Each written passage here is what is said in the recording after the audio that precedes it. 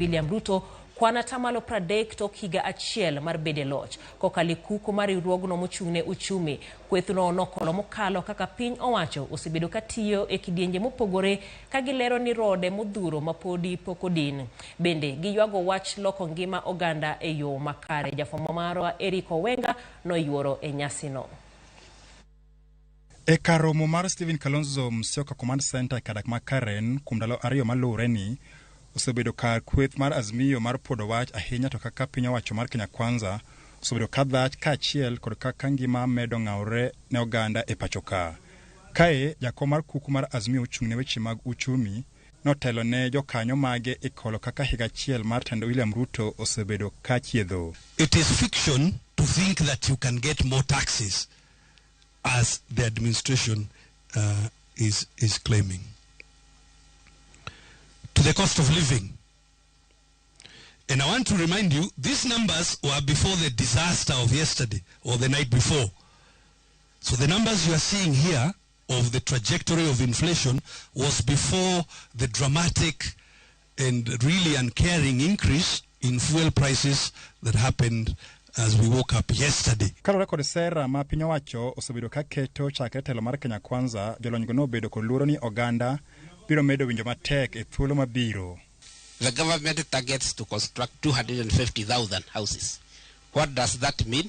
On average, the unit cost per house is 292,000. The big question is, what kind of a decent house can you build with 292,000? In the 3 months alone of protests, we lost 70 citizens who were shot point blank by police. That are possibly many more people. Within 3 months than we have ever lost in the last 10 years of demonstration. So government is pushing out the private sector and taking most of the money to itself. Treasury bills and bonds are competing with the private sector, and most of the money is going to them because they are paying much higher rates. Dirito Gilange no lero ni ochumi mathuruka medo njaure kalore kod okang' mar piny owacho mar kawo hola mabende gitiyo godo e yo makulong'o gino makoro duoko pek ne oganda ahinya to mago manegi singo negi ni biro winjo maber e telo margi. We are in a circumstance of debt distress. Debt distress for the nation is the same as for you as a person. If you have a loan and you have to go and borrow another loan in order to pay the first one, that is debt distress. And that's exactly what is happening to the country. If you look at market capitalization, this last year of Kenya Kwamza regime, market capitalization in the NSE has gone down about 29-30%.